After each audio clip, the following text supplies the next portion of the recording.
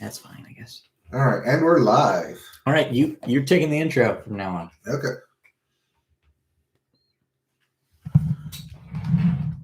And 5, 4, 3. In stereo. Stereo sound. And welcome to another episode of the Media Boat Podcast. This is episode 315 coming to you from the end of January. Well, almost. We'll have one next more week. One more show in January. Next week will be the finale of January. Yeah. But moving right along in the new year, episode 315. If you don't know what the Media Boat Podcast is, we are a podcast. Hey. Coming to your ears and your eyes on YouTube. Talking about movies, television, music, and video games. Not necessarily in that order. My name's Mike. His name's Matt. Hey, I'm Matt. His name is Mike. I almost messed that up. Welcome. We're going to get this show started for you. Lots of fun news, tons of bits and thoughts for you today. Oh, lots of thoughts. That's some surprise dropping stuff as well. Lots of news, too. This is a big news week. Yeah, big news week, especially in video games. We'll get there, But first, we start with music. And we start with the Billboard. We start the Billboard with the Hot 100. Mm-hmm. And our number one song, sorry, Bruno, but it's Adele, Easy on Me. Still, you're still in the top there. It jumped from number 2 to number 1. I foresee some records coming for Adele here because this is not looking like it's going to be dethroned anytime soon. Yes, but I also foresee Adele not performing soon. Well, we'll get there. As we'll get there soon. We'll get there. At 2, we have Stay by the Kid Leroy and Justin Bieber, just staying up there in the top 5. At 3, we have Heat Wave by Glass Animals. Coming in at number 4, we don't talk about Bruno. Moving up a spot this week. And moving up a spot, Shivers. Well, down a spot. They swapped. But at number 5, Shivers by Ed Sheeran. Since we're talking about Bruno, I guess now it's time to bring this up. Yeah. We got an email. We got an email? Are you kidding me? Someone reached out to us via email to talk about Bruno, actually. How dare they? They know they're not supposed to. Oh, I know that, but I think now's the perfect time to respond to this. This is amazing. I didn't know we had a listener. Oh, wait a minute. I recognize the name. Oh, yeah. No, please, yes. Absolutely. Email in, just real quick. Email in if you have any questions, comments, anything about we want to say about the show. Yep. So this listener writes into us. Good afternoon, Matt and Mike. I have 2 T's in my name, by the way, just PSA. Long-time listener, first-time writer. Wanted to let you both know that today, while I was listening to your music segment on the Pie episode 314, that a certain host's little sister came in singing, "We don't talk about Bruno, oh." And now it's stuck in my head. Any advice? Okay. Well, my advice, with getting songs stuck in my head in general, is to listen to the song. Seems counterintuitive when you think about it, but most of the time it works for me. It just disappears. So I just say, listen to We Don't Talk About Bruno at least 15 more times, and then it'll come out of your head. It'll just fly away on little wings, and you won't think about it again until the next morning where it'll be in your head even worse. It's my advice. See, I'd go with the Fight Club rule. What's the Fight Club rule? Where you don't talk about Bruno. So you don't talk about We Don't Talk About Bruno? Yes, because anytime someone brings it up, you just say, hey. We don't talk about that. Rule number 1, you don't talk about Bruno. And then rule number 2, you don't talk about Bruno. And we'll get to Fight Club again later today, actually. Anyways, I'm glad that you have the sounds of wonderful Lin-Manuel Miranda produced music in your household. To be fair, it could be worse. It could be very, very much worse. It could be, I don't know, what's worse? Fancy like. Oh, yeah. You could have somebody repeating fancy like Applebee's 100 times a day. You don't want that. Thank you for emailing, listener. And we look forward to hearing more. Yeah. If you want to hear your questions and comments on our podcast, email us at mediaboatpodcast@gmail.com. Yes. Thank you. So, since we're done talking about Bruno, Let's move on to the Billboard 200, your albums chart. All right. And we start with DS Forever by Gunna. So this was apparently a tight race for number one this week. We knew that The Weeknd would be challenged by the Gunna record. Mm-hmm. We did not know that Gunna would just barely outgun him for number one this week. So The Weeknd, pun intended, barely not a number one record its first week. It's gotta have him like tearing up inside. That being said, he knew that Gunna was releasing that week as well. It was a risk he was going to take regardless. Gunna, of course, had a few features that were on number one singles last year. He's hotter than ever.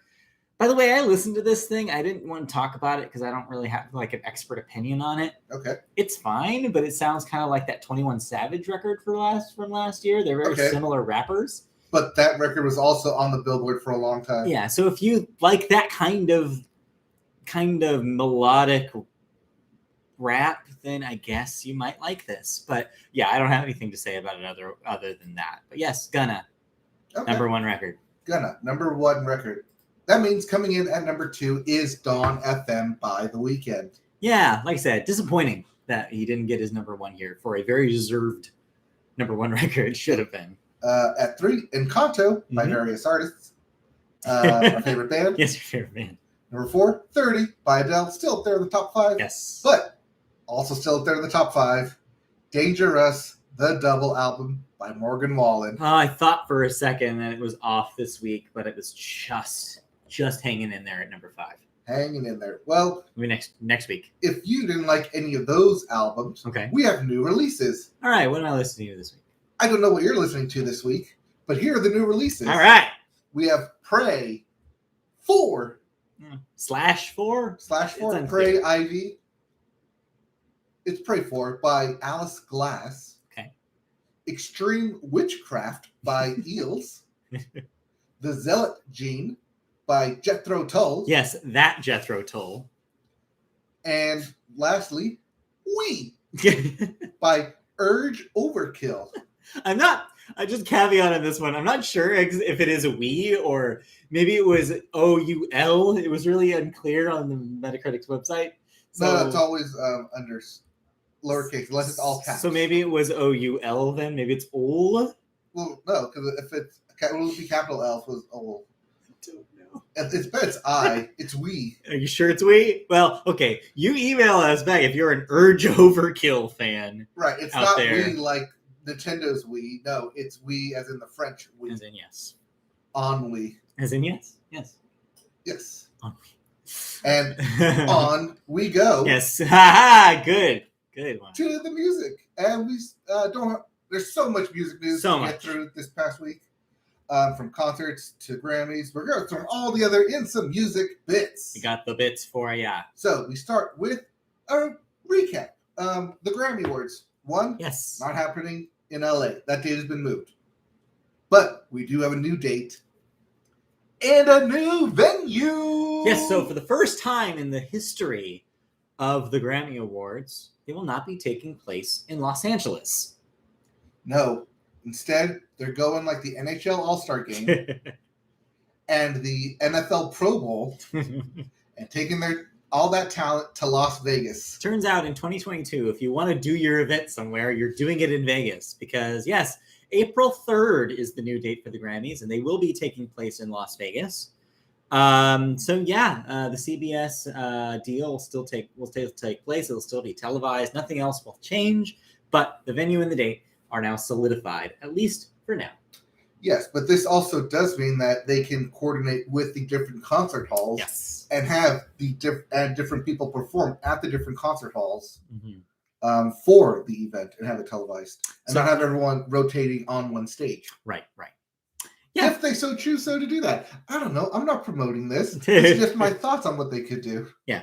We'll see when that happens, but makes sense. It's a fair, it's a sensible move for them to make. Sure, I guess it's kind of how I feel about it. Sure, yeah, that's what you got to do. That's what you got to do. Yep. Our second story, following a recent trend of artists selling their catalogs, country megastar Kenny Chesney has decided to sell his entire catalog to Hypnosis Song Management. Ooh. Yeah, I mean, this isn't, like you said, it follows in the footsteps of recent moves we've seen by the David Bowie estate and by Bruce Springsteen. Kenny Chesney, a little younger than those artists. That said, has quite a deep catalog. He only comes out with hits. Right. Kenny Chesney has nothing but hits. Yeah.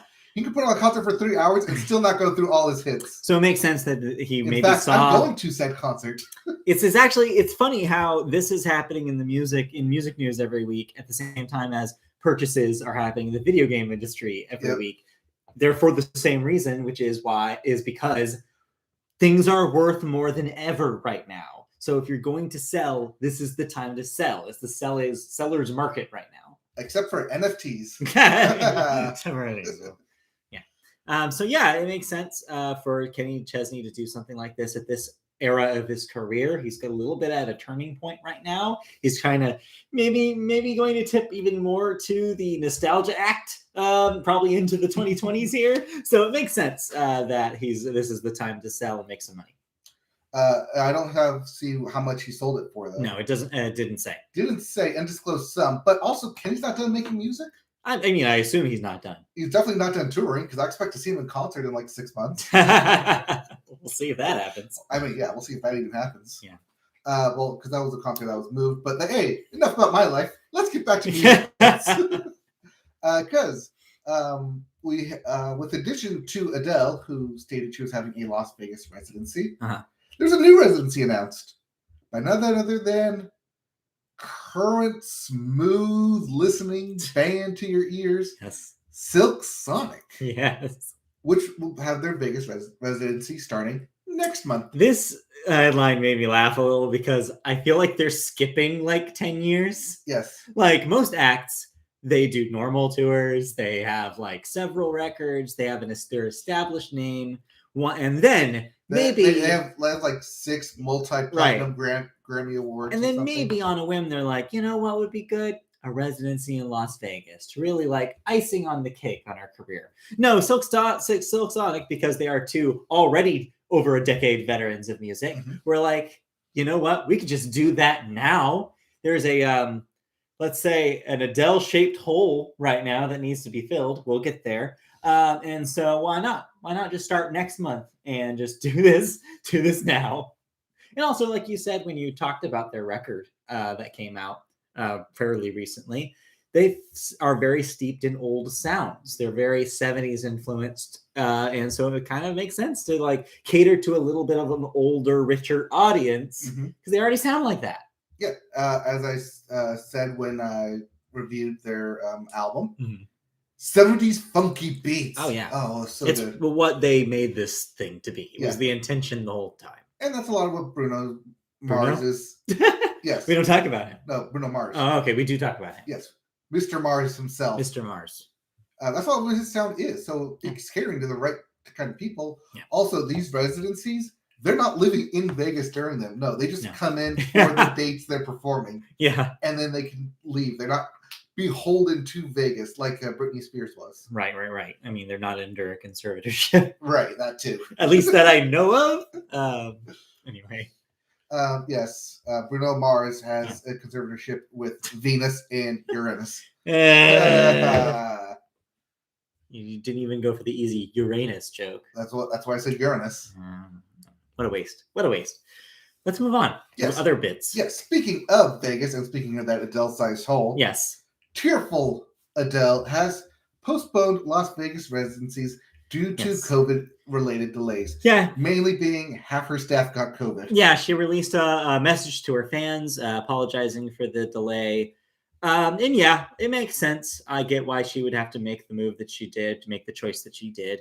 It's tough times right now. And if you don't have the clientele to actually make the show happen, you shouldn't have the show go on. It makes sense. But like I said, this has led to other artists being able to plan for their own residencies and fill in those gaps. So it's not the end of the world. You will be able to see Adele in Las Vegas someday, but check your tickets, of course, see what the refund policy is, see if you can move those back. the usual showbiz rules. But of course, we go out, we definitely hope that the team members of Adele's team that have contracted COVID get better, and that Adele gets to be on stage soon. Yeah, and since we're in Vegas, let's just stick in here and let's do this. Talk about the concert that was here. It was announced, and like a week later, like literally within a week, you could go and get tickets. Yeah, or maybe you could get tickets. Who knows? So if you are around our age, say between like 28 and 33. You probably have nostalgia for punk/emo bands like My Chemical Romance, like Paramore, like A Day to Remember, like Bring Me to the Horizon, AFI, Act Like Trio, etc., etc., etc. I can keep going forever. Yeah. Guess what? Nostalgia has taken a turn, and they're catering to you, baby, because When We Were Young festival was announced last week. That is definitely a Killers lyric reference. Except the Killers, not here. Yes. Except it's in Vegas, where the Killers are. So yeah, but you're not there. But they're not there. So yes, it was originally announced to happen one night in Vegas. Yes, one day, meaning that all of these bands, which are a lot of bands, were I guess going to play like 2 songs total each. They were going to come on stage, play their hits, and then go. Yeah, and they recently announced that they're going to extend it to a second day of the same lineup. So tickets are available. The shows happen in October. If you scroll down, I got specific dates for you. October 22nd and 23rd. All sorts of bands. Some mostly nostalgia acts, as kind of implied. But also some relatively new acts like Car Seat Headdress and Wolf Alice, kind of sprinkled among the older acts here. Now, there's a caveat here. Yes. That we have to talk about. Right. And that is that some of these bands didn't even realize they were going to be performing when this was announced. It happens a lot, apparently. Yes. Also, this is being put on by Live Nation. Mm-hmm. Current, that is the same Live Nation who did Astroworld. Mm-hmm. Also, these tickets were kind of put on the spur of the moment. Yeah. Within, like I said, within a week, it was announced, and you can buy the pre-sale tickets. I saw a lot of people. And then the day they went on pre-sale, they announced a second day. I saw a lot of people waving a couple of red flags about this thing. One, about the Astroworld comparison, and basically saying this might be a disaster if they do not have adequate security. Some people have pointed out also the venue itself, where they say it's going to be taking place and how much it can actually hold. And the second thing is I saw a lot of people saying, getting Firefest vibes from this. Like with just like this impromptu announcement, ticket sales, and just kind of chaotic feel to it. So, maybe if you're thinking about going to this, maybe think about it a little bit before you pull the trigger. It seems like this, one, pre-sale tickets were already happening. That was yesterday. Mm-hmm. I think they sold out. But I bet they did. How could they not? Like, I feel like there's like a wait list now that you can join. Like, no matter who you are in the last, if you were born within 5 years of our generation, there's at least one band that you love on this poster. There has to be. Like, odds are there's at least one. I could point to one right now. Right. The All American Rejects. Yeah. I could point at Paramore. I could point to 303. Right. Oh, Christy loves 303. Oh, I know. And there's people with like Amber Lynn and Jimmy World. Yeah, Jimmy World. Yeah. Like Avril Lavigne. She's having a little comeback right now. Who wouldn't want to go? Anyways, so they're really marketing this based on how they know how strong the nostalgia is for these bands. Yes. Just buyer beware is what we'll say. Just be very, very careful. Also, who knows where we're going to be in October, COVID-wise. So right. This is also still in Vegas, too. Right. Apparently someone had called up the hotels asking about booking rooms, and even the hotels, they listened. Were unsure of what was happening. Yeah, I don't blame them. It's all coming up at everybody all of a sudden. So we'll keep an eye on this, and we'll give you the story so far. Sorry, I had to. It was right there in front of me. I could not say it. I'm sorry. I thought you were going to give us our dashboard confessional. Are they on here? Oh yeah, they're right there. Okay.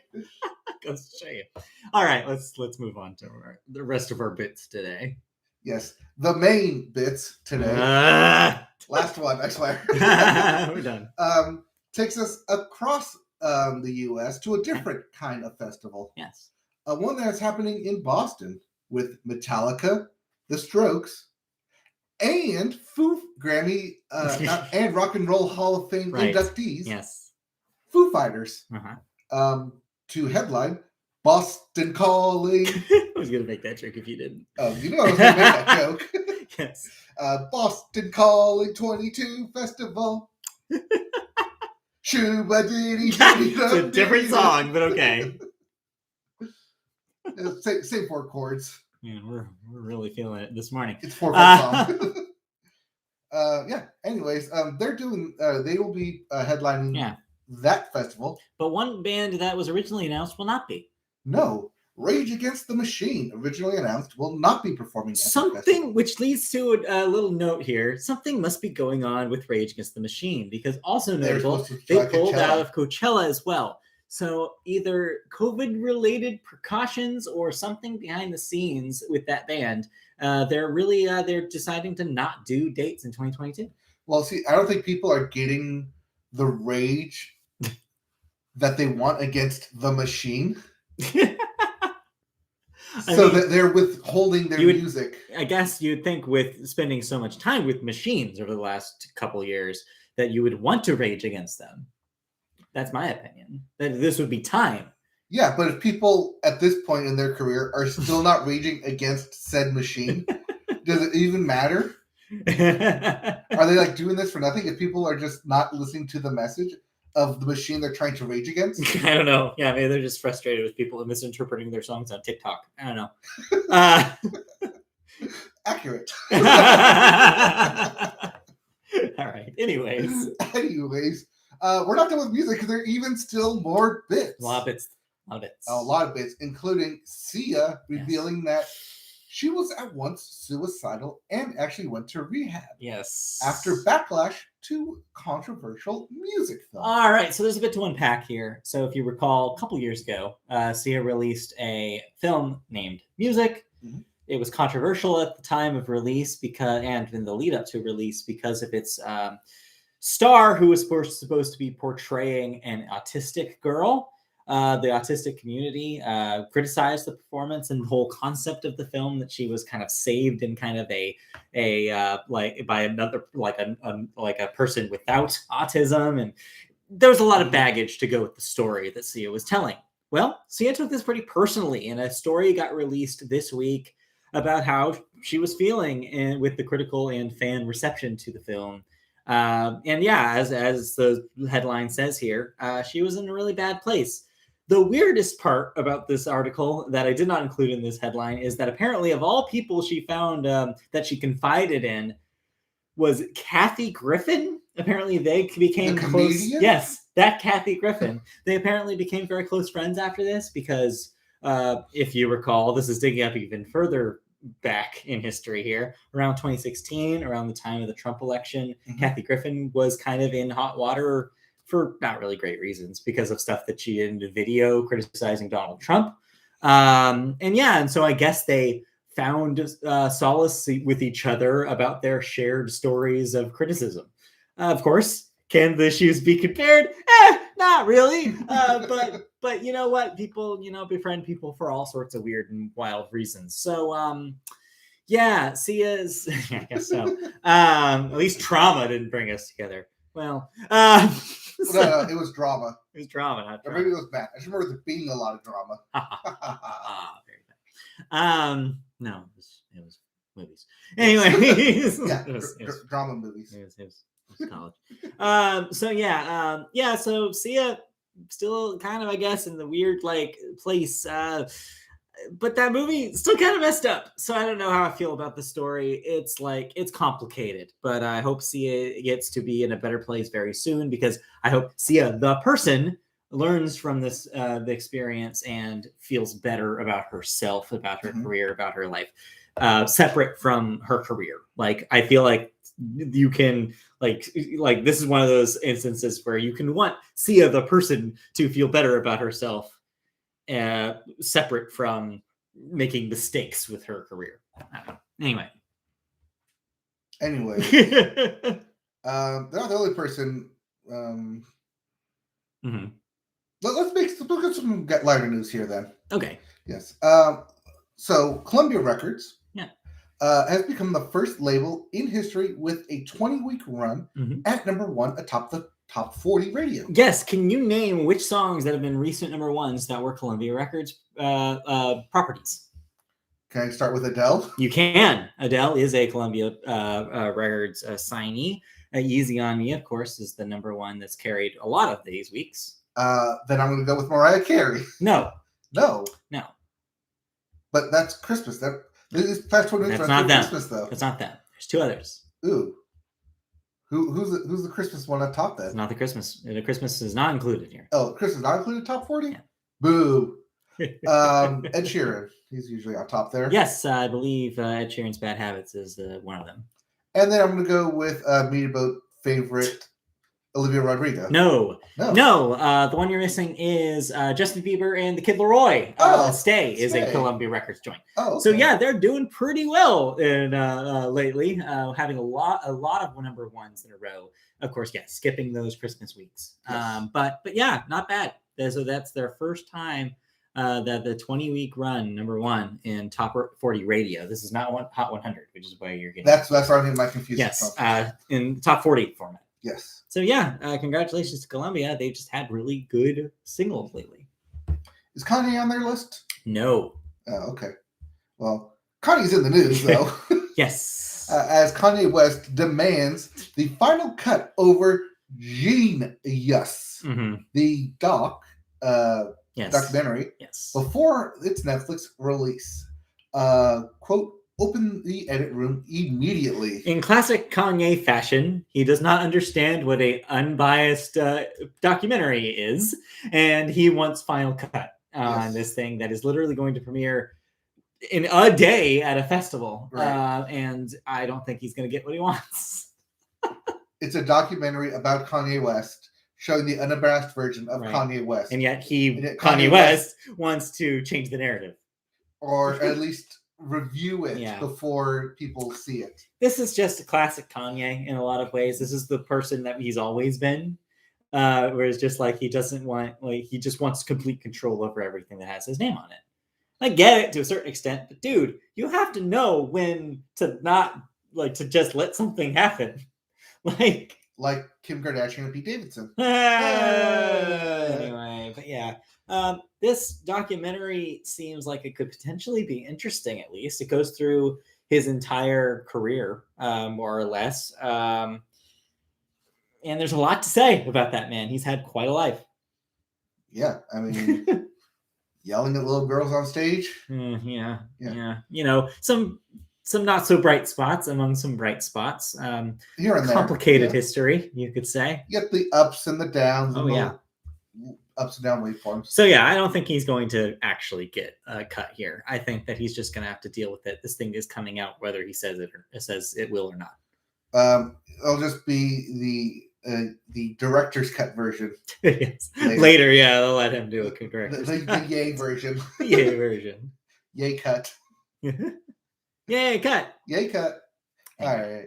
Speaking of the opposite side of that coin, Taylor Swift, our final music bit story, will be the 2022 ambassador for Record Store Day. It makes sense. So Record Store Day, if you're not familiar, has been an annual tradition going back at least 10 to 15 years. And we've been covering for at least 6 years. Traditionally, the highlight of it is that certain artists will release special limited run songs or records on Record Store Day to be distributed specifically in your local record store. Probably less so this year, as we've mentioned on the show. Final production has been harmed by the supply chain issues and by big artists dominating the supply chain. Yep, including Taylor Swift, Ed Sheeran, and Adele. Mostly Adele. But yeah, and so I guess weirdly enough, the organization who runs it has chosen one of the culprits for this problem to represent them. So the idea here is that Taylor can reach out and do ambassador work to basically let people who don't know about their local record shops and try to promote indie record stores. Right, and this is in addition to what she did last year, which was help several record stores in literally, Tennessee. Yes, with financial help. I mean, I'm of two minds about this because I feel like it's the wrong person, number one, but she does have an incredible reach and she talks to a younger audience that may not know that if they just Google record store, they might have a mom and pop shop in their city. You don't know until you look, and a lot of kids don't know. So I'm of two minds about this. I think it's great for people to know about record stores, especially in a place where they're hurting more than ever, but the supply chain issues are still real, and that is a problem that needs to be solved for record stores to continue to exist. Yeah, but at least there's a big name getting people to look it up. Yeah, like if you're gonna get a record album from an artist, Taylor Swift is a good kind of generational gap there. The best place to buy records is your local shop. Mm-hmm. So, anyway, that's enough about music. That was a lot of bits. That was a lot of bits. What was that? Like, oh, 30 minutes of bits. 30 minutes of just music bits. All right, so I was doing an album though. Oh yeah, you one little thought for you. Not a whole lot coming out this week, but you did listen to one thing. Yes. So even though it's no longer on the top 5, but we've been talking about it. Yeah. Fancy Like by Walker Hayes. Which you have titled in the document here, Country Stuff, the album. Because that is what it is called. Country Stuff, the album by really Walker Hayes. I thought that was a joke you were making, but okay. No, that's what the album is called. It's called Country Stuff, the album. But this is the album that has the single Fancy Like, which people have heard in the Applebee's commercial. So, a little bit of backstory here. Walker Hayes has been around the music scene for the past 10 years. That's a country-ass name, by the way, Walker Hayes. Yes, but this is kind of standard, though. People in Nashville are known as a 10-year town. Yeah. Where it takes 10 years for you to write songs for other artists and then eventually get your shot to put a song on the radio. Yeah. Walker Hayes' song just happens to be the Applebee's song. Fancy Like. It's the thing that broke through. Yes. Because just how catchy that chorus is. Yes. So he's had other albums before this. Like he signed a record deal in like 2010, 10 years prior. Put out an album in 2013, but none of it hit. So until Fancy Like. But during that time, he's actually wrote songs for other artists, for like Blake Shelton, Luke Bryan. One of the songs is Minimum Wage by Blake Shelton, currently on the country radio. Okay. Written by Walker Hayes. Got it. And you can hear that in the way that song sounds with Fancy Like. Mm-hmm. Also with a lot of other songs on this album. This is the new generation of country. This is that R&B kind of fast-paced country song where we're going to throw a lot of brands in this song. And hopefully they'll hit and like they'll give us stuff. It's like the podcast approach. It is. No, it's the catchphrase approach. Sure, yeah. Yeah. Is it good? It's better than his other stuff. Yeah. So that's the thing. Like I listened to this album. Then I saw he had a previous album, so I listened to it. I was like, okay, yeah, I can see your 10-year journey. He is a lane that he stays in. He's Elaine. Yes, he's Elaine. Elaine. No. So, is anything as catchy as Fancy Like on this record? No, but there is one song that stood out to me. Okay. It's a country version of Back to the Future. What? Because it's called Delorean. Okay. Does he have a DeLorean in the song? No, but he talks about wanting to be in a DeLorean and go back in time with you. Okay. Got it. And like do it all over again. That's pretty funny. Yes. I thought it was hilarious. There's stuff like that where he references either pop culture or certain brands and puts it into his songs. Okay. One of the songs that I do like called AA starts off with trying to keep my daughter off the pole to keep my son out of jail. Okay. It's country stuff like that. Like that. Where it's like, okay, you're either making fun of this or you know what you're doing here. You're catering to a specific audience. Yeah, which brings up the question. Do you think that he is a little self-aware here by making a record called Country Stuff, the album, and filling it with a bunch of topics that are in country songs? You know, when you have a hit that references Applebee's, you gotta lean into it. You got to know. See, but that's the thing. Does it wrap all the way back around where it's actually kind of good then? Like, where you're like, okay. So that's the thing, though. That the front half of this is that very new country vibe sounding kind of R&B style. Yeah. But the back half is more like Walker Hayes. Here's my personal story. Okay. This is the original journey that I was going to be on, writing personal country songs. Yeah, which seems to be like a dividing line for a lot of country artists. And the fact that he's trying to do both is interesting because I feel like a lot of them choose, I'm going to be this kind or I'm going to be this kind. Yeah. I'm going to be Kenny Chesney or I'm going to be Eric Church. That's very much the divide, right? Where it's like, I'm going to tell personal stories or I'm going to talk about partying trucks. Yeah. And he's doing both here. Well, he's doing both because this is his first album post a big hit. Right. So this is the one people are going to see. He's trying out both. I'm going to try, like, if you like Fancy Like, you're like, oh, this has Fancy Like. I'm going to listen to this album and see where it goes. Yeah. Instead of, like, doing the due diligence and listen to his discography before it. Sure. Because he put out, like, I think 2 full albums and then, like, 2 mixtape or 3 middle, like EPs. Yeah. Okay. Well, he calls them 8 tracks because there's 8 tracks on them. Stupid. Yeah. This guy must know. He knows. He's on. Yeah, he's aware. Okay.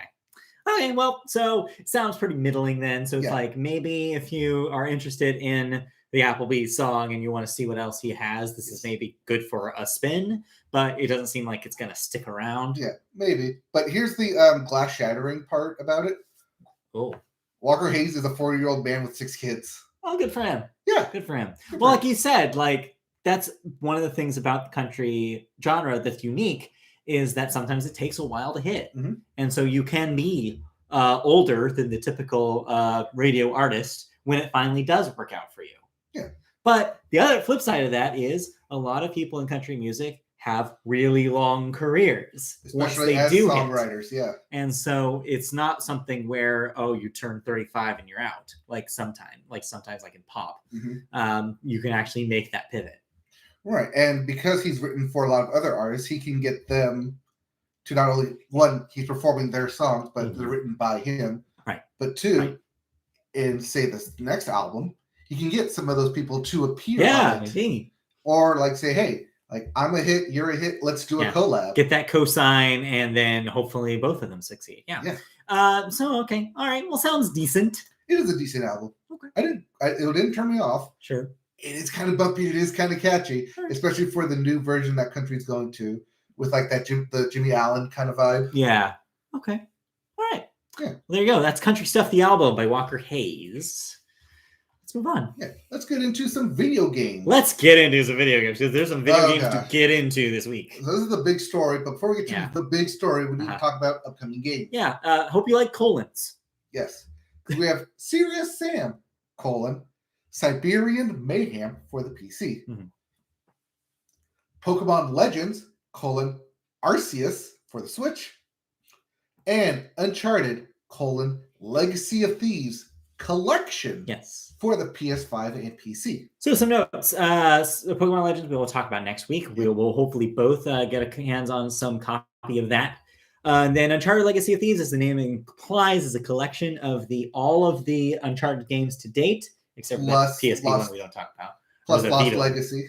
So that includes 1, 2, 3, 4, and Lost Legacy. And this is the first time they are being released on the PC, all of these games. So PC and PS5 users will have access to this remastered editions of all of those games. Yep, so get modding. I already have 4, and I already have the first collection they did, 1 through 3. So I'm like, I don't need this, but if you've never played any of these, this is the perfect place to start, especially on PC, where they've never been available before. Yep, and if you're going to start at number 2. 2 is very good. 1 is something, I guess, interesting to go back to maybe after you finish the other ones. Yeah. I don't think it's a bad game, but it's definitely something that they refined a lot into. I recommend 2 and 4 probably more than 1 and 3. 3 is interesting, but it's it felt weird at the time, even when it came out, some of the things they did with it. Well, it was such a quick turnaround on 3 too, that you saw a lot of the same stuff that they used in 2, just reskinned for 3. And I have not played Lost Legacy, but I've heard really good things about it. So check that out, especially if you like The Last of Us, because it kind of takes a lot of Last of Us things and back into the Uncharted in there. I feel like I want to date myself. Uncharted 2 was 2010? 09. 09? I want to say. Yeah, it was 09. 09. Yeah, and then like won all the awards in 2010. Right. That's because we got 10 everywhere. I remember loving that game a lot when that came out. That was probably my game of the year that year. Actually, you know what? It was probably neck and neck with Borderlands 1. I don't remember what ultimately I went with because I probably played a lot more Borderlands. Yeah, you liked Borderlands 1 a lot more than you like Borderlands 2. Oh, yeah, I still do. But we get Tiny Tina's Mayhem coming soon. We'll talk about that soon. Yep. But clear everything else because there's one big thing we have to talk about in video games this week. All right. That's what. So originally I was going to make the title 70 billion, and just write out all the zeros. Yeah. Just to show you how much 70 billion is, because that is the number that Microsoft has purchased Activision Blizzard for. Woo! This was a huge bomb drop on a weekday morning. It's the first thing I saw when I woke up before work at 6:30 in the morning. So Xbox parent Microsoft has confirmed it's acquired Activision Blizzard in the games industry's biggest deal ever. Yes. The acquisition, which is confirmed to cost about $95 per share in an all-cash, making it rain there, transaction valued at $68.7 billion. Meaning that Xbox now has exclusive ownership of, all right, how many fingers do I have here? Call of Duty, Warcraft, Overwatch, Crash Bandicoot, Guitar Hero, Spyro, Tony Hawk's Pro Skater. Yes. As well as different studios like Infinity Ward, Raven Software, Sledgehammer Games, Toys for Bob, and Treyarch, bringing its first party Treyarch. Yeah. Bringing its first party roster to 30 studios, along with additional publishing and esports production capabilities. Yeah, they owned Major League Gaming. Yep. So they get that too. And a major presence in mobile with the addition of Candy Crush maker King. Yes. The deal is expected to close in Microsoft's fiscal year of 2023, meaning March. Wait, no, I think their year's in June. Something like that. Yeah, sometime in 2023. Yeah, so I think it's June 2023. Which is subject to closing conditions and completion of regulatory review. As always. Yep. The transaction has been approved by the boards of directors of both Microsoft and Activision Blizzard. However, it's been claimed it could face opposition from the U.S. government. All right, so there's a lot of cleanup to do with this story, and because there's a lot of questions that people asked in kind of the wake of this. This whole week has been basically every day new things have been trickling out about the aftermath. So one thing, you're probably wondering, what does this mean for CEO that everybody wants out, Bobby Kotick? So according to stories, Bobby Kotick will stay on until this deal completes in 2023. Then it is implied that he will leave the company. He is not currently on the books as being the CEO beyond that date. He will remain with Activision until that happens, though. So we have at least another full year and change with Bobby Kotick at the helm.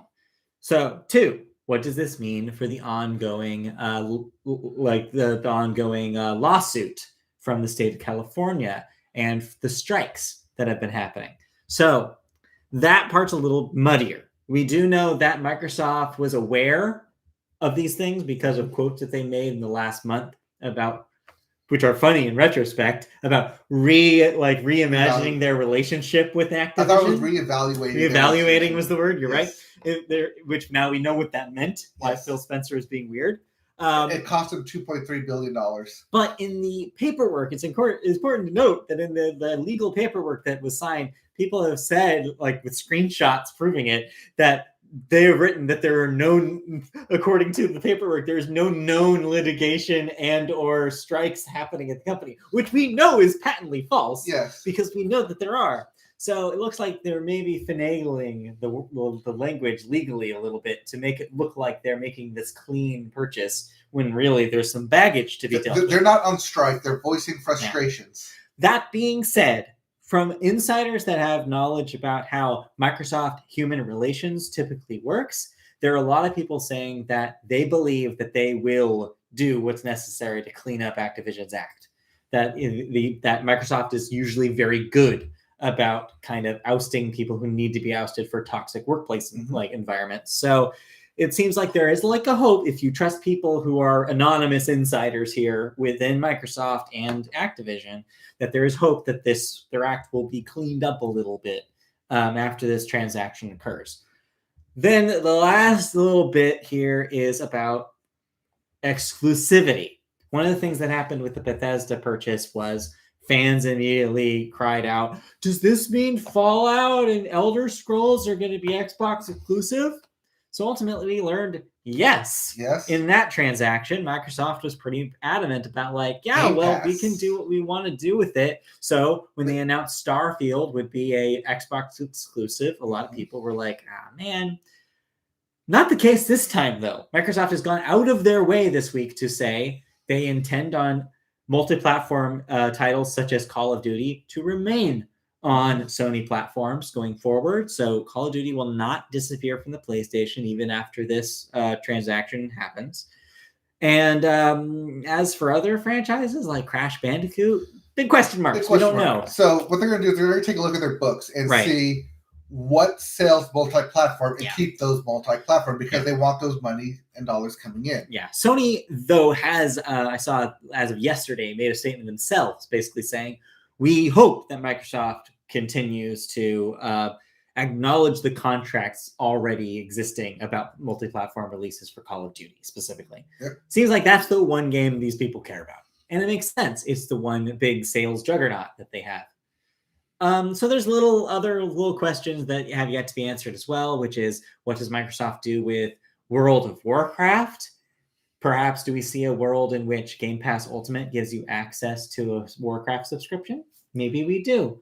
Does this free up some studios that have been kind of strapped to the Call of Duty farm to make original games again? Do we see original shooters from Raven, for example? Do we see Treyarch doing original games again? Do we see franchises like Guitar Hero and Tony Hawk being revised for new titles? Maybe. All right. I think we're kind of looking at the big picture, but not looking at the money picture, which is the mobile maker king. This gets Microsoft in mobile way more than they've ever been before. You're right. Like, as much as we like to talk about, console wars, most people can't get their hands on consoles, still a thing. And two, most people play mobile games. Mm-hmm. And if you have Candy Crush, maker of King, who brings in hundreds of $1 million a day because of those microtransactions, that is the constant moneymaker. That's why they can make up this $68.7 billion over the course of a year and a half. And it works both ways, too, because consider it's not just King's already existing properties that make a lot of money for Microsoft. It's also Microsoft being able to parlay their franchises into mobile games that King can develop and make money for them. Can you imagine a Viva Pinata style mobile match game? That'd be cool, right? Get Rare to collaborate with King and make something like that. It'd be great. I mean, you just slap a skin over Candy Crush and just say, we have a new Overwatch game, a new Warcraft version, a new Call of Duty version. So the other wrinkle, I'm glad you brought up the Blizzard properties, because the other wrinkle is this also gives Blizzard an opportunity to have a little bit of brand rehab here. Mm-hmm. Blizzard, even before the Activision lawsuit, has already been kind of in a weird spot. We talked about it in our podcast for the last 3 or 4 years at this point. Yep. And so maybe with the freedom and budget that Microsoft has to offer them, this can allow them to maybe put a little bit more work into their franchises like Overwatch and Diablo and make people love them again. So there's a lot to talk about here with this story. It's going to be an ongoing story, maybe the story already of 2022. for video games, because there's going to be a lot of like interesting wrinkles here. And as for whether or not it will even get approved, I have a feeling it will. I mean, there was some little hand wringing at first about, is this a monopoly? But I think when you actually do the numbers, Activision doesn't make that many games anymore. They're publishers. Even then, they're not publishing very much anymore. They make Call of Duty, and that makes so much money for them. They don't really have to do a whole lot of other stuff. So it's like, besides Call of Duty and the Crash Bandicoot, Spyro the Dragon, and Tony Hawk remasters, they've had a really light last decade of video games. Not just that, when you compare Microsoft as a game, Microsoft Xbox as a games company compared to that of the budget of Sony and that of Nintendo, right? It's still in third place to those two. If you look, Sony is still the bigger company, no matter how you slice it. So really, they're playing catch up, not the other way around. Yes, then there's also the other argument here, and this, I swear, will be the last thing I talk about for the story, is also about Sony. How does Sony react to this? A lot of people are guessing, is this when they maybe speed up the launch of their Game Pass equivalent? Do they try to maybe upsell their service?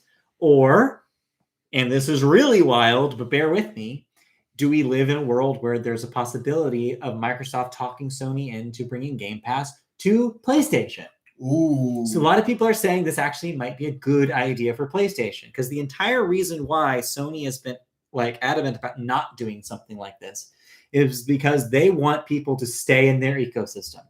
If people go to their store, they will buy things from their store, which means that they get a cut of that. When they play Fortnite on a PlayStation, for example, people will buy stuff from the Sony store to buy skins for Fortnite. Not so if they buy skins from the Xbox version and then play on the PlayStation. They want that piece of the pie. I feel like Ryan just went to lawsuits for this. Exactly. It's exactly the same problem. Sony and Epic are in the same kind of camp here, where they don't believe what Microsoft believes, that everything should be a free platform. They believe that they want their money the way they want it. So Game Pass on a PlayStation makes some sense with that argument, right? Because say, for example, Microsoft says, we'll give you Game Pass without the first-party stuff, so no Halo, no Forza, but we give you the third-party stuff we're already made deals for. Sony's actually Sony benefits from this, because then they get the microtransactions and DLC purchases. So how much is Game Pass right now? So Ultimate subscription, which wraps up Game Pass with Gold, is $14.99. I believe Game Pass by itself is still $9.99. Okay. So what if they do $14.99, the extra $5 for PlayStation's access? Would you pay the extra $5? Absolutely. I would, because I own both platforms. Yes. And it's a great deal for people who own both platforms. I think it's even a great deal in a world where Sony needs a replacement for Now, and it's perfect for that. The question being, though, will Sony want something on the PlayStation interface that has the name Xbox on it? I'm not sure. They were already Xbox is okay with this because they just had MLB The Show with PlayStation on their platform. It's always gone that direction. It hasn't gone the other direction. Of course, this feels a little deja vu because 3 years ago, we were talking about whether Nintendo was going to allow Game Pass on. There was that rumor going around, and Nintendo was going to announce a partnership where Game Pass was coming to the Switch. That never happened. No, but they did get the Nintendo Online for their emulators. But yeah, so Sony has a choice to make here. Even though they're technically the ones that Microsoft are trying to keep up with, it's still a question whether they want to play ball, because it could actually be beneficial for both parties if they do. We'll see what happens. It's honestly a big question mark right now with what Sony does. If they want to keep going with what they're doing, it hasn't necessarily been that unsuccessful. They've been making plenty of money by releasing single-player heavy $70 experiences. And if they want to continue doing that, they can continue doing that. But the more third-party games that Microsoft pulls away from them really risks the longevity of their platform. So they have a lot to think about. And lastly, $70 billion is what they paid in cash. Yes. Meaning they have more in reserves. It is Microsoft's close to being $1 trillion company if it's not there already. Yeah. So yeah, fear the soft. Now, meanwhile, inside the doors of Activision Blizzard. Yeah, inside. So we name dropped them, Raven Software, yes, in listing all the companies that they also acquired. Yes. Well, a group of quality assurance testers at the Call of Duty Warzone developer, Ravensoft, are seeking to unionize with Communication Workers of America. The 34-strong group, called the Game Workers Alliance, and has officially asked parent company Activision Blizzard to recognize the union, which would be the first ever at a major North American game development studio. Yeah. A Communication Workers of America spokesperson told Polygon that 78% of eligible QA workers voted to support unionization. Led by members of Raven's QA team, a number of Activision Blizzard employees have been striking since early December in protest of plans to downsize the studio's QA department. So yeah, weirdly enough, this story is linked to the events that have happened to lead up to the Microsoft purchase. We had already heard, in fact, I follow a group on Twitter that was basically been kind of monitoring the situation with the QA workers. And yeah, they've been on strike for a while now, and Activision has not said shit about what they've been doing. So this is an extra amplification of that idea. Basically like, well, how about a union then? We're going to unionize, and then you have to do something about it. We're going to officially petition for this union. So yeah, if they succeed and if Activision recognizes it, then yeah, they will become the first major video game staff union in the U.S., which is very exciting. It can mean a lot for labor relations going forward in the industry. Now, the union would have to talk to Microsoft directly post this. Yeah. I mean, I'm hoping that this gets resolved sooner than the buyout gets resolved. Right. We should hear something this year, I would assume, if they filed to this early. But the real question is Activision a company that is known for trying to squelch unionization? Lets this happen. I don't know how they're going to feel about it, but in this weird kind of no man's land area where corporate buyout is just about to occur, I don't know. Maybe they will be fine. But regardless, it's very exciting and very cool that it's happening. Well, wouldn't they be more fine if they were in union? Because it's, hey, you can't fire all of us. Oh yeah, the employees. This is definitely because it's their contract. This is definitely in their best interest, which is why they're doing it. Activision themselves, though, are not going to be fans of this. No. If history has taught us anything, right? So yeah, I mean, we'll see. Fingers crossed, and I hope that this organization gets the terms that they want. Yep. All right. Anything else to talk about this? Because chalk it up right now. Big story of the year for Activision Blizzard, Microsoft here. Huge story, and it only begins here. There's more coming. I am absolutely sure. We're going to get more news throughout the whole year about all the inner workings and stuff. Oh yeah. But you played a video game. Oh yes, I did play a video game. I played a surprise drop video game. Okay. No one knew this was going to be released. It was from Namco Bandai. Just said here. Like it was in development. People knew it was coming, but they didn't have a release date. And all of a sudden, boom, got dropped. Boom. Yu-Gi-Oh! Master Duel. This is a semi-sequel, but also a revamped version of the mobile game Yu-Gi-Oh! Duel Side Quest. Wow, it was like literally on the tip of my tongue. Like 5 minutes ago, they were talking about Microsoft. Sorry. Link Duel. Link Duel. Yeah, or Duel Links. That's what it was. Sure. Yu-Gi-Oh! Duel Links, which was mobile game version of Yu-Gi-Oh! But this is intended, but that's been going on for 5 years, and this is intended to supersede that Yu-Gi-Oh! Master Duel. Is Master in this name to capitalize on Pokemon Masters? It definitely is. Just thinking about that. So what is this? Is this a mobile version of the card game, like a digitized version, kind of like your Magic equivalent or your Pokemon equivalent? Is there like a story going on here? There is some story, gives you some backstory about the cards and the history, kind of like their history of how different versions of the game were played and like the lore behind the cards. Okay. Do you play these on motorcycles at any time?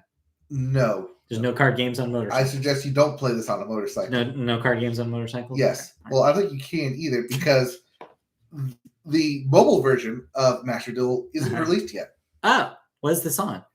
This is on everything else. Okay. So this is a PC and console? This is a PC, PlayStation, Xbox, and Switch release. Nice. The mobile version will be coming later, but similar to how, Fortnite does it. Right. Where you can cross-play with Chris anybody, and also take it on the go with mobile. Yu-Gi-Oh! Master Duel allows you to play anywhere across Duel, play on your computer, play on your console, play on your mobile. Okay. ... Eventually. The mobile version is not released yet. Sure. But when it does, you will. But when it does, you can link everything and you can constantly play Yu-Gi-Oh! There is a big caveat because this was kind of rush released. It feels like it was rush released. There's two things that are not currently happening. One is events. There's no current events going on where you can gain more cards. And two, their actual ranked dueling isn't in process yet because it's all new players and no one's currently ranked yet. Yeah, that makes sense. And there's no leaderboard that you can see and duel against. Does this act as a really good replacement for people who wish they could play the real game, but because of how scarce cards are right now, cannot? Yes, it also acts as a good way of people who maybe once played the game or played games 20 years ago growing up. Like one of the beginning screens is, did you ever play this game? Where did you leave off at? Ah, that's smart. That's smart. Here. I wish they would do that with the Pokemon ones. Here, you left off here. We'll catch you up with all the new, that's cool. Different kind of summonings, linked summoning, synchro summoning, ritual summoning decks, and everything. Yeah. That's cool. That's a cool idea. Yeah, it's a way to bridge everything together. It starts off slow. But it is microtransaction heavy. I am sure. A lot of the cards, and not specifically the heart of the cards, but a lot of the cards are by pulls. Okay. What does that mean? Microtransaction. Yeah, pull for it. Oh, pulls. I was like, polls. By polls? No, by polarization. Pulls. Yes, you have to. Yes, gotcha games. Gotcha it. Yep. I mean, it's the style of the time, so I get it. It is. So that's how you get all the new cards, and then special cards at events. You can break down a bunch of copies that you have to get coins to. Yeah. Or it's gems. They use gems to open up new cards, and you can craft cards that way too. Okay. So if you're have been in the game and you know what cards you want, you can. One of the best things about it is search its Rolodex of all the cards that Yu-Gi-Oh! Has. Nice. Of the past 20 years, because they always come out with new cards, and it's hard to keep track. Well, if you have remembrance of certain card names, you can look it up. You can also search by effects. So if I want Blue Eyes White Dragon, you can search, you can type in Blue Eyes, and not just Blue Eyes White Dragon will come up, but all versions of Blue Eyes Since will come up as well. Sure.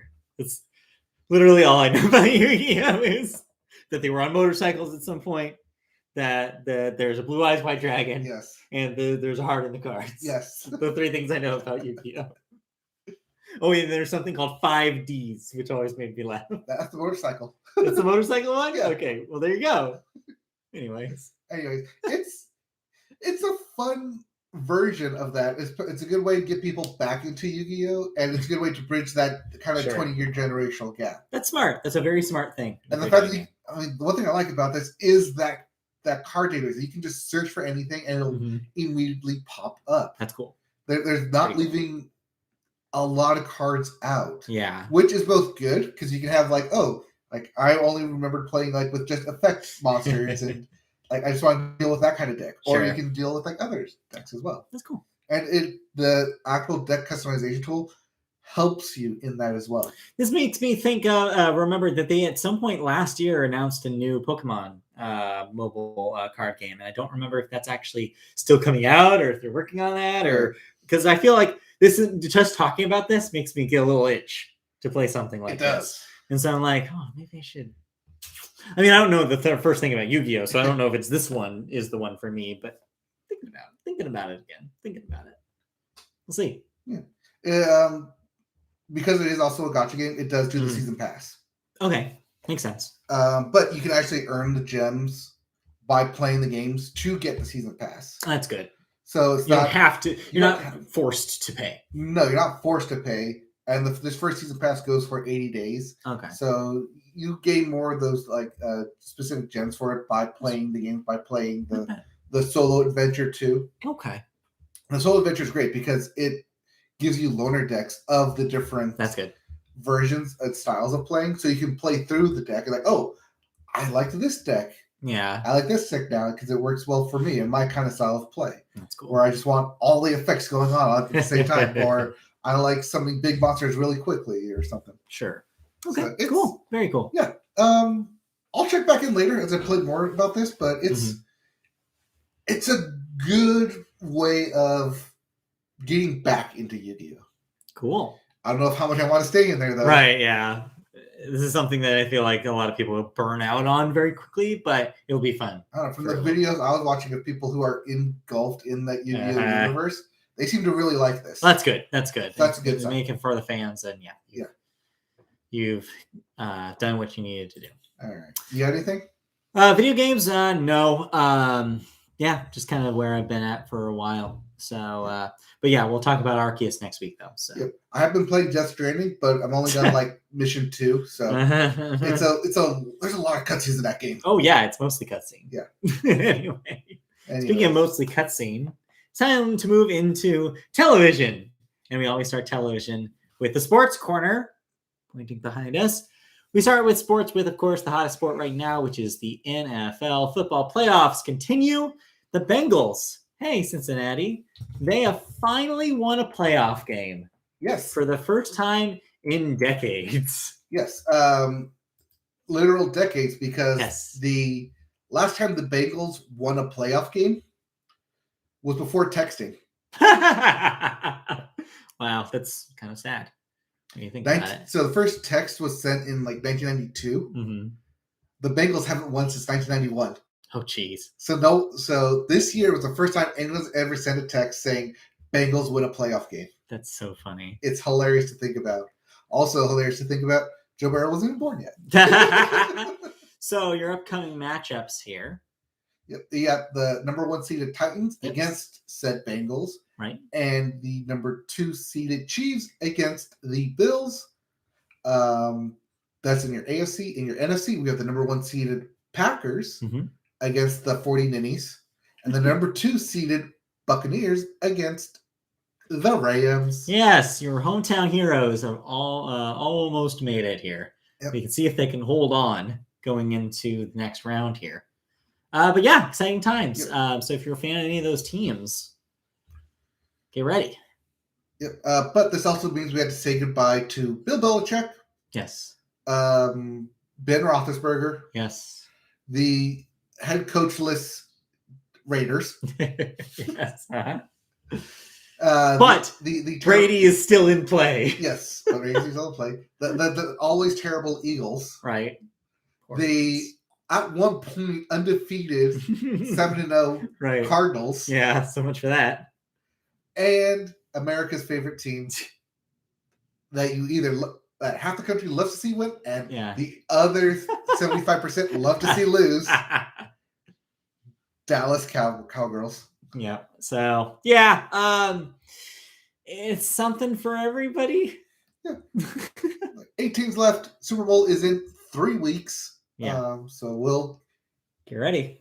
I mean, in 2 weeks we'll know who's in the Super Bowl. In 2 weeks we will know. So get excited for that. Meanwhile, in Major League Baseball, negotiations still are happening for whether there will be a season proper. The MLBPA is set to give a counter offer this coming Monday. Yes, finger crossed that they accept it. But in the meantime, they're starting to experiment with ideas about how to bring their new technology into the minor leagues. Hey, remember the automated strike zone, the robot umps? That was an experiment that Yes. went on in like AA. Well, now they're going to bring it to AAA. What? Closer and closer to the major leagues here. But yeah, it'll be interesting to see more experiments, more data, more hard data to see whether it's a worthwhile addition to the sport.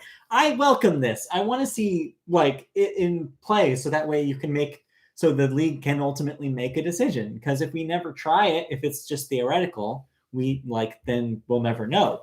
Right. This isn't across all AAA. I think only a quarter of the teams are going to be using it. Right. But still, it's interesting. And this is as close as they're going to get to majors without being actually in the majors. Right. So yeah, it'll be really interesting to see how accurate these can be and how much of a replacement it is for an actual person's eye. Mm-hmm. As you know, it's kind of built into the DNA of the game right now that different umps will have different strike zones. Yes. You almost have to remember, this is the guy who always calls high pitches in. This is the guy who always goes inside, has really flexible inside. Mm-hmm. You have to almost learn that. Even in the show, sometimes I'll be like, oh shit, this guy is the one who always catches my outside corner. Oh, this damn up. Yeah, I always remember. And sometimes that's even written into the announcers. They'll even make a comment about this guy, yeah, he's known for having a little bit of trouble seeing that left-hand side. I'm like, okay, good to remember. I will make a note of that. I can be a little flexible doing my outside pitches. So yeah, it's almost into the DNA of the game at this point. So it will be really interesting if this throws a little wrench into that. If players have to now keep in mind a robot is watching my pitch. Well, a robot is always watching the pitch. But now it's making the call. That's issue. The key, yes. Is that now they're like, well, I can't fudge it as much as I used to be able to. Mm-hmm.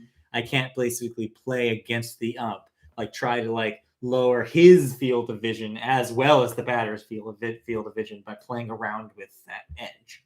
So it'll make the game interesting, and I'm interested to see what the data says. Here's what I'd like to see, though. Okay. I don't think you can implement it into a major league. I think it's too much of a inherence. The purists will, yes. The purists but what you do is you keep it in AAA and you base the umpire's decisions against the automated. Right. And so the better umpire does, the better chance they are to go to the majors. So you're almost weeding out bad umps at that point. That's how you weed out the bad umpires. That might help a little bit. I actually don't know how that works if umps do start in the minors as well. I mean, I think they should. I think that would make sense. Why? Yes. But also they're not paid, I don't think, nearly as much as the players are. So I don't know how that works. No, but if you're doing a good job in there, and you're calling them as you see them, you can graduate to the major league. I don't know. Maybe if that's how that works, which I'm not sure if it is, that makes sense to me. Yeah, you're right. Meanwhile, hey, the Winter Olympics are right around the corner, believe it or not. Believe it or not, they're still happening. They are still happening somehow. And one of the fun things we like to do here in the Media Vote podcast is the Jamaican bobsled team watch. We want to see if every Winter Olympics, if the Cool Runnings will be real. Yes. Well, guess what? It might be real. The Jamaican bobsled team has qualified for the 2022 Winter Olympics. Yes. The women's bobsled team two-man bobsled team qualified for the 2018 Olympics last time they came around. Yes. So yeah, cool. Jamaican bobsled. Yes, Cool Runnings in real life. Time to watch Cool Runnings. Always fun nostalgia from our childhood of Cool Runnings. Cool Runnings. So we'll see. We will be watching the bobsled team. Yes, from Jamaica. I've been watching some trials. They did speed skating the other night on the Olympic Channel. Nice. They go fast. Thanks to Peacock, I'll probably watch more Olympics this time than I did in the summer. So also, I'm no longer kept out of my living room. So I will definitely watch a lot more Olympics than I did in the summer. Yes. All right. And then the last story you have here is that ESPN will not be sending reporters at all to cover the Winter Olympics. No, they will not. They are one of several sports organizations around the world who will not be sending reporters to China in protest of not just China's government, but their treatment of the current genocide going on in their borders. Right. Of course, the exception here is NBC. And of course, they will always be the exception because they're the ones who pour millions upon millions of dollars every time the Olympics come to town to cover them. Yes. And they're the ones that get screwed over if they get canceled or if stuff changes. So they're going to be there still. Yep. But on the flip side, the AP, Associated Press, will be sending 100 reporters to cover the Olympics. So we will still get the coverage. You will see coverage. Still get news. Yeah. But ESPN themselves will not be sending reporters over. But this also does mean that any coverage coming from ESPN will be delayed until after it is aired on NBC. Right. So if you're in the States, just watch NBC's coverage. It'll be like, schmaltzy like it always is and take way too long to get to the point. But that's where you're going to get the news of it. And like I said, with Peacock, it'll hopefully be easier to see streaming events than ever. Hopefully they'll be live. Hopefully they'll have live streams going on. They have the technology to do so. I don't know why they wouldn't. Yep. So it's probably going to be the best place. Also, in big month for NBC. NBC also the place to watch the Super Bowl in February. So big month for Peacock. I'm crossing my fingers that the Peacock stream of the Super Bowl will be higher quality and will have all the ads. I'm worried that it won't have all the ads. So I'm like, man, this balancing act. Especially if you're paying for the no ad tier. Right. So I'm like, now I'm like really questioning like when it comes to choosing where I watch it, which one I watch it. Well, I know I don't want to switch between the game and the ads. So if somehow the Bills make it to the Super Bowl, there's actually a wing bar up the street from where we are that is specifically for the Buffalo Bills. That would be really funny. It would be funny. But they got to make it there first. Yeah, make it there first. So yeah, a lot of questions about that. But yeah, for the Winter Olympics, I think that hopefully Peacock will allow a lot more flexibility than ever before. All right, let's get into some news. Yes, let's get into news. Our first story is a little bit about some... it's quite out there, isn't it? Yeah, some space story. In fact, Space Entertainment Enterprise. See what they did there? SEE is a company co-producing Tom... I almost called him Tom Cruise. No, that's a band. Actually. Yes, I know they are. Tom Cruise's upcoming space movie. Makes sense, and plans to launch a sports arena and production studio in zero gravity. They have unveiled plans to build a space station module that contains a sports and entertainment arena, as well as a content studio by December 2024. The module is intended to host films, television, music, and sports events, as well as artists, producers, and creatives who want to make content in low-orbit microgravity environments. Richard Johnston, COO of SEE, added, quote, "From Jules Verne to Star Trek, science fiction entertainment," that doesn't really encapsulate that much time, it has inspired millions of people around the world to dream about what the future might bring. Creating a next-generation entertainment venue in space inspires and opens countless doors to create incredible new content and makes these dreams reality. ... Editor's note, for the extremely rich. This will not affect anyone who is not a billionaire. So, I don't know. It's interesting, I guess, in theory, to have a space entertainment arena. So what if I was to tell you it's already in process? Oh, I believe it, because rich people be weird. Well, so also the government. So the International Space Station, one of its wings is starting to build out part of this. And then eventually it will detach from the ISS and reattach to and become the space hub for this space entertainment enterprise. I mean, yes. Theoretically, would it be interesting to see something made in space? Absolutely, it would be interesting. But this seems so frivolous to me. This seems so it definitely is useless. Like I don't know. I just don't get it. Like for sure. It's when you can enact space law. Yeah, this is like no law here. We can make movies about anything we want. God damn it. Tom Cruise can have his weird Scientology experiments up there. In space, no one can hear you score a goal. Yeah, whatever. Yeah, I hope they like introduce some sort of space basketball up there. Like it's like slam ball. Moonshot. Yeah, exactly. Or space baseball, space ball, if you will. No, I just want to see slam ball too, where it's just like gravity is just not an issue, so they can play slam ball the way it was intended. No, you don't need the trampolines anymore. You can just play it. That's spike ball. I thought it was slam ball. No, spike ball. I got it in my garage. Spike ball? Okay, yes. Whatever. Anyways, disc golf. Like you've never seen disc golf before. Yes. I don't know. This is weird and theoretical, and I don't know if anybody will actually use this.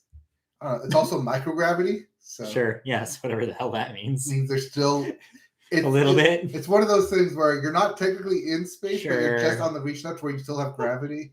Well, whatever. Yeah. Whatever. Anyways, let's move to a way more exciting story. Yes. Don't we? Yes. Animated story. Hey, are you fans of Greg Daniels and Mike Judge? You mean the King of the Hill guys? Yeah, the same. They have formed a new studio called Bandera Entertainment. It's an animation studio that they will be the heads of. It is meant to serve as a boundary-pushing studio focusing on different tones and different styles, and with the goal to expand the animation art form. Quote, mostly what Bandera is doing is trying to get us in more of a supervisory role. That's what we've been really concentrating on, using our taste and the people we worked with, trying to help other people achieve their visions that we think are cool, says Daniels. Judge says, quote, there's one show I might be a co-creator of, but the rest, it's mentoring other people and getting people together and being a studio in that regard. So, as part of this deal, they have announced a reboot of sorts of King of the Hill. Yes. And also a bunch of original shows with some other creative partners that they've worked with in the past and brand new voices. Yep. One of them's by Nicole Byer. Yes. Another one by Ken Jeong. Right. And several others that are in various stages of development. I think this is awesome. Yes. I trust Greg Daniels and Mike Judge as eyes of quality. Mhm. I like the idea of them using their power to forefront other voices, not just their own. This is potentially really, really cool. And it's a good time to do something like this. There needs to be a company of this size and stature to combat the dominance of other studios like the like Bento Box and like the stuff that like the Fox stuff. Like to have other players in the space is just healthy, and it means that other networks can kind of bid on their properties and actually have competing shows in that universe. And because they're in a mentor role, this is more of what we've been seeing in the past couple of years, right? Where not just executives but actors forming these studios to have voices being heard that normally wouldn't be heard because they have their name behind it. Putting people respect them. Creating platforms to put underutilized or unheard voices is always a good thing. And so, yeah, I commend what they're doing here. And also, it's cool to see more King of the Hill. Yes. It makes sense for that to come back. This is the time to do that. So, absolutely, great news all around. I'm very excited to see what this does. Yep. This was actually one of the reasons why when King of the Hill was first created, that they wanted it to be animated, not live action, because they could bring it back whenever they want. The characters don't age. Yes. It helps a lot. It helps it become a timeless classic. So very, very cool. Yes. Exciting news. Let's move on out of television news. Now we've wrapped that up with a few thoughts. So some repeats, one debut. Let's get the repeats out of the way. So you watched a season 2 and a season 3 of something. Yes. Last week I mentioned that Secrets of Sulfur Springs was coming back. That's Disney Plus. Season 2. That's a Disney Channel. Disney Channel, but also, Disney Plus. Was coming back for season 2, and I watched it, and it's still good. Right. The acting in that is still really good, even though it's dealing with a bunch of kids. Right. Not a whole lot of actual time traveling back and forth this time, but it does do a lot of time hopping between what's going on in present day versus 30 years ago versus 60 years ago. It does a lot of that. It does a lot of that really well because one of the characters is trapped in time. So, because they look very similar, they're actually playing two roles at the same time. Okay. One in the past and one in the future. The future's in the past in the future. And so it shows acting range for these kids. Sure. Yeah. And it's a really good way of doing that. Okay. It's one of those good shows where the writing can at times get a little bit wonky because you're trying to keep in line several different storylines from several different timelines. But at the same time, it allows these kids to show off that acting range. It's one of those good ones of doing it. Cool. I kind of would have liked it to end after season 2, but they do leave the door open for a season 3, kind of in the same way that the Lock and Key show on Netflix did, where it definitely could have ended after season 2, but they're leaving this weird wonky way of keeping a season 3 open and available. Sure. So I think we might see a season 3. It definitely leaves the door open for it. I don't know if I actually want to see more of it because I feel like they wrapped everything up so nicely at the end of season 2 that to have a season 3 just feels like extra filler of we just want to keep telling more stories because Disney keeps paying us. Sure. Yeah. Okay, well, I'm glad it's keeping up with this quality. Yeah. But yeah, it's good. Yeah. It's the good live action version of those. Sure. Side note, I've caught up with Amphibia Cool. on Disney Plus Season with those 3, yeah. with season 3, those 8 episodes. Yeah. I like that they actually made the Christmas episode matter. Yeah, they're really, really, really going into the ensemble angle this season. They're Yes. really like bringing in a community of new characters into the show. You know what? But there were definitely moments while I was watching, I was like, is this a lot? Like, this seems like a lot. But by the most recent episodes, the last couple, I was like, all right, they're settling into an interesting plot here.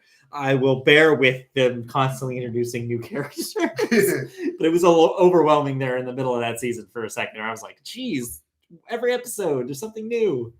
All right, so speaking of introducing new characters and overwhelming everything, Sexless Island has returned. Oh, yeah, media boat favorite, Sexless Island. Yes. AKA Too Hot to Handle. Yes, Too Hot to Handle. Season 3 is back. And they're hotter than ever. Are they?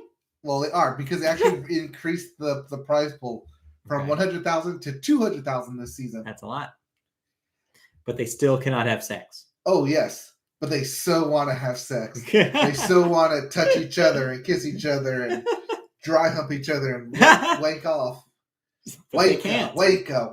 But they can't. No, because Lana's there watching everything. The cone-shaped Lana's watching everybody. Yeah. And it's hilarious to watch these hot horn dogs of people can't do anything. I went to the Wiener Schnitzel a couple days ago and got myself a hot horn dog. It was delicious. Oh, did you get the 2-for-1? Oh, yeah. You can't not. Too good of a deal. It's too good of a deal, isn't it? Yeah. Anyways, Too Hot to Handle. It's hilarious. Especially what is there to say? You just explained the premise. It's season 3 of that. Yeah, season 3 of that. If you haven't seen 1 and 2, it's hilarious. It's the trash TV that I love to watch because they literally break all the rules. They have to. Yeah. 1, to make the show work, but 2, they literally can't control themselves, which is why they're here. It teaches them to control themselves and to love people for their theoretically. Being. Yeah. If we learned anything about the lady who was on the first season and then was on The Circle after that, she didn't learn nothing. So, so I don't know. No, but it's meant to serve as a retreat to find self-love within yourself and within people, not just have physical connections. Sure.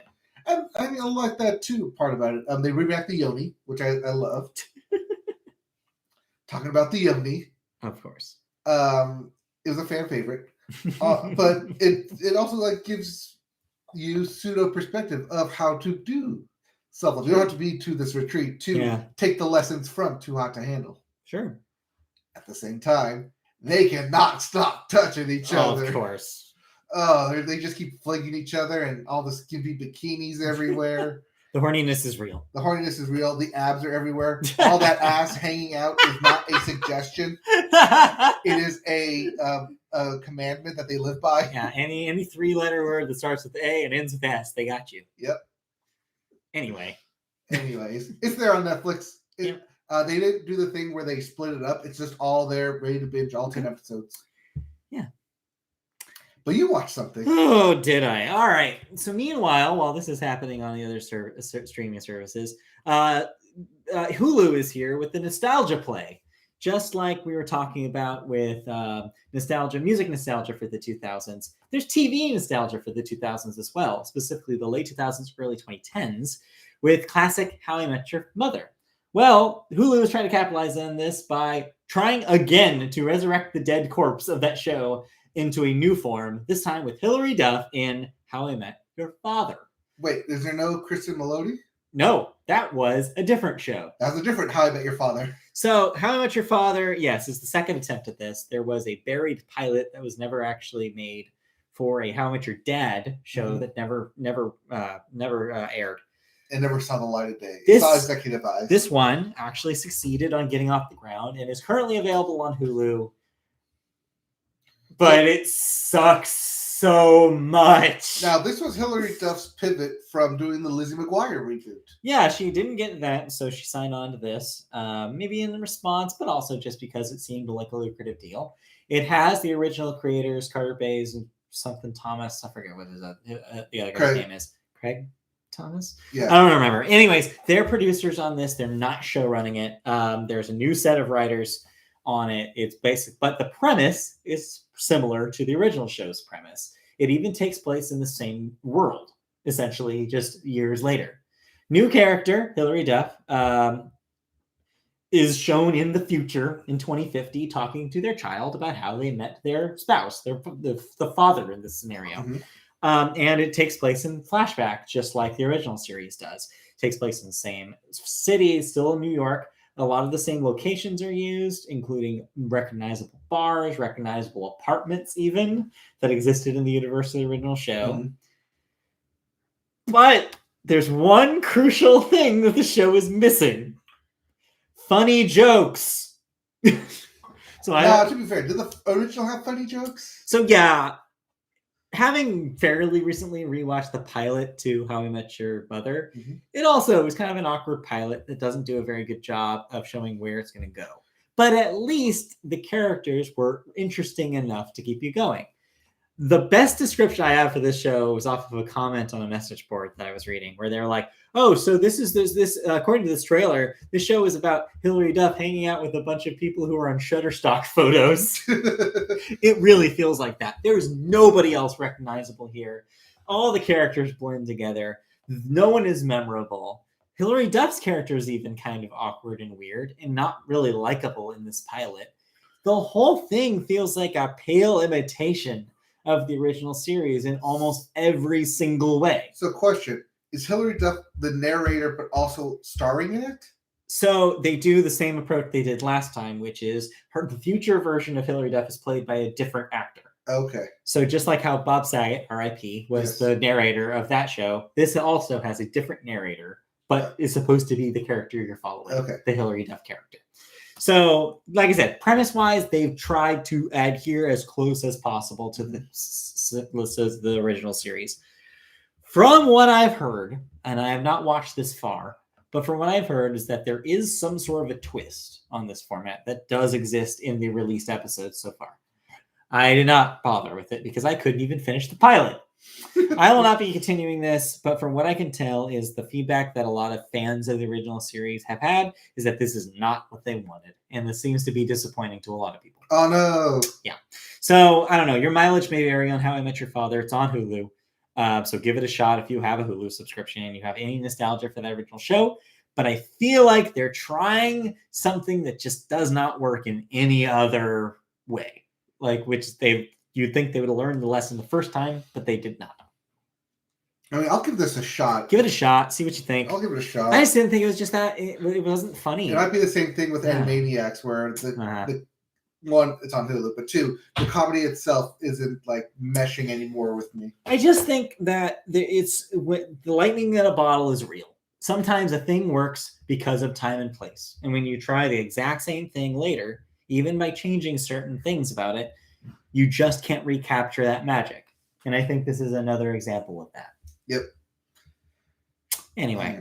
Did you watch anything else? I'm also watching a PBS show with Christy. It's one of her favorites in the Masterpiece collection, formerly Masterpiece Theater. Yes. Based on a series of British novels. All Creatures Great and Small. The second season of that started. Basically, it follows a 1930s event in the UK. Okay. It's exactly what you think it is. But it's cute. Is it that 1930s event? No, vet. Oh, vet. Like veterinarian. Oh, vet. Like, works on farm animals, a lot of cows. I think it meant 1930s event. No, 1930s vet. Veterinarian. Okay. It's cute, but it's not going to be everybody's cup of tea. Mm. Cup of tea. British. Yeah. Anyways, so let's move on. Yeah. 2. Also watching The Amazing Race because they just got to the other side of where they had to stop from 2020, right. Taking place again in 2021, a year later. The big thing is that they no longer take public transportation. Oh. Because you can't anymore, which means a lot more driving and a lot of everyone's going to be on the same plane being chartered everywhere. Right. So it's complicated. Yeah. Not to be surprised that there's an eventual documentary about this specific season. Right. Because of all the challenges they had to go through. In addition to the normal challenges they go through to try and get people through the Amazing Race. Right. Okay. Well, Amazing Race. Yep. Let's move on to cancellations and renewals. What am I no longer watching? Well, turns out a lot because the cancellation axe has fallen for a lot of shows right now. The winter replacements are on watch right now. I'm just going to go through the cancellations first, and then we can talk about the renewals because I've always wanted to do it that way. But that's not how you have it organized. I organize it by date. Well, but you don't put the date, so what's the point? Anyways, let's do the cancellation. So first up, NBC has canceled Small Fortune after just a season. ABC has canceled Pooch Perfect after just one season. That was a dog grooming one. I do remember that. ABC has canceled the newest version of Who Wants to Be a Millionaire after, I guess, lackluster ratings. That might have been the celebrity version. That makes sense. MTV has canceled The Hills, New Beginnings after 2 seasons. Guess no longer beginning. NBC has canceled Ellen's Game of Games, finally, after 4 seasons of being a trusty replacement. Netflix has canceled Cooking with Parrots after just 1 season. So much for that. Yep. Meanwhile, in the world of renewals, Netflix, of course, is bringing back Squid Game because they had to for a 2nd season. Officially confirmed. Yes. Nothing beyond that, but officially confirmed that season 2 will be happening. The CW has renewed a lot of their shows, including Masters of Illusion for another season, Penn and Teller Fool Us for another season, and World's Funniest Animals for another season. Cheap programming. Yeah. Netflix is also bringing back Rebelled for a 2nd season. Meanwhile, I missed a cancellation here. CBS has canceled Bull after 6 seasons. I didn't realize it lasted that long. Neither have I. But congratulations. Yeah, and then Paramount Plus bringing back some of their shows. All Star Treks are coming back. Star Trek Discovery will get a 5th season. Star Trek Lower Decks will get a 4th season. And Star Trek Strange New Worlds will get a 2nd season. That's the 2nd season ahead of its premiere. So look forward to more and more Star Trek. But then, of course, a couple of deaths happened in the last couple days. Some rough ones, especially if you're fans of people who were big in the 80s. Meatloaf. Yes, that Meatloaf, age 74. Passed away this week, of course, known for his songs, including Paradise by the Dashboard Light and I'd Do Anything for Love, parentheses, but I won't do that. And, of course, a prolific actor, most notably in Rocky Horror Picture Show and a memorable role in Fight Club. His name was Robert Paulson. Yes. Not that Robert Paulson. Different. No. But yes. No, not the voice actor Robert right. Paulson. Different Robert Paulson. But yeah, Meatloaf definitely will be remembered. Then also sad one this week, Louie Anderson, age 68, American comedian and actor, famous for Life with Louie and Baskets, most recently. And of course, a game show host, hosted Family Feud for a while in between eras there. Yeah, before Steve Harvey, it was him. Before Richard Karn, it was him. Yes. And then won Emmy back in 2016 for his role in Baskets. Yep. So yeah, definitely a storied career. From Louie, definitely one of those where like every time he would pop up, it'd be like, oh yeah, Louie Anderson. Like, so yeah, definitely a couple. Surprise Louie Anderson every now and then. Yeah. All right, that's it for cancellations and renewals and deaths. So that means we can move on to our last segment today, which is the movies segment. We start as always with the box office of the weekend. Your number 1 movie is finally not Spider-Man, dethroning the webbed hero this week is the Scream reboot, which made $30 million in its first week. Yes, there's a new Scream queen. Yeah. Atop the box office. Guess so, yeah. Number 2 is Spider-Man No Way Home, dropping down to number 2 with another $20 million. That's sitting pretty, though, with $698 million domestic. $700 million next week. Yeah. $700 million. Number 3, Sing 2 with another $7 million. That's at $119. Number 4, The 355 with another $2.2 million. That's at 8.3 domestic. And rounding out your top 5, The King's Man, showing some legs there with $2.2 million, sitting at $28 million. Yeah, pretty good. Yeah. Not bad. Again, Matrix Resurrections did not have legs. Upcoming this week, your big release this past week was The King's Daughter, which we talked about last week. Yep. But then a little interesting one coming out next week. I didn't realize this was getting theatrical release. On the 28th, Charlie XCX's film about her recording of her pandemic record in 2020, Alone Together. is coming out. So I don't know if this is getting a streaming release. I think it is. I think it's streaming, but it's also HBO Max. Yeah. So yeah, I think it's Amazon. Is it Amazon? I don't know. But yeah, if this is available to me, I definitely want to check this out. I mean, I really enjoyed her record. Mm-hmm. So look forward to that this week. Then we move into movie news. Our first story takes us again to the UK for something else charming and British, as Aardman, famous stop motion company Aardman, responsible for the Wallace and Gromit series of films. Well, they're finally making a sequel to the highest grossing stop motion film of all time, Chicken Run, with a Netflix sequel called Chicken Run: Dawn of the Nugget. It is a direct sequel to the 2000 original. The cast will include Tandy Newton as Ginger and Zachary Levi replacing Mel Gibson in the role of Rocky. Because I don't think you want Mel Gibson in your film in 2022. No, you do not, with a 2023 release date on Netflix. But it's not the only franchise they're reviving. A new Wallace and Gromit film is also set for a 2024 release date, which, of course, is a sequel to the 2008 BAFTA Award and Academy Award winning film A Matter of Loaf and Death. The film will air on the BBC in the UK and on Netflix in the rest of the world. So look forward to both of those. I definitely am. I think a lot of people our age are. Oh, yeah. Have been expecting a sequel to Chicken Run, are finally getting it. Oh, yeah. It's been way too long since Chicken Run. By the time it comes out, it'll be 23 years. Chicken Run was our first DVD. Yay. We got it with a DVD player. I remember going to KFC to get chicken and eat it watching Chicken Run. Ooh, that's dark. Yes. Oh my God. At least it wasn't chicken pot pie that hit a little too close to home. No, yeah. My dad thought it would be funny if we ate chicken while watching Chicken Run. You know what? For the first time, I'm going to say this for the first time, your dad is right. It is funny. It does sound like something my dad would do. Anyways, let's move on. Our second movie story involves Bong Joon Ho, which, of course, the director of Parasite. Director of Best Picture winner Parasite. Well, he's found his next film. He will write and direct an untitled sci-fi movie for Warner Brothers with Robert Pattinson in talks to star. The project will be based on Mickey 7, a forthcoming novel from author Edward Ashton, which is described as The Martian meets Dark Matter. It centers on Mickey 7, a man on an expedition to colonize the ice world Niflheim. This expendable employee takes jobs too risky for anyone else, and when he dies, he regenerates as a clone with most of its memories intact. When Mickey 7 is presumed dead, he returns to the mission's base only to see that a new clone, Mickey 8, has taken his place. The book will be published in the first quarter of this year, and the film will be released sometime after that. Yep, there's already film rights for this book, and it's yet to be released. Happens a lot. Yes, but if this premise sounds familiar, yes, that's because Arnold Schwarzenegger did it in the 90s. It was called The Sixth Day. Yeah, but nobody remembers that.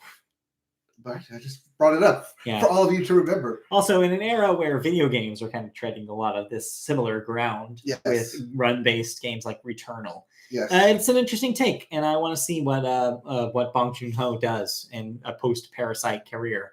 Mm-hmm. I hope that this is cool.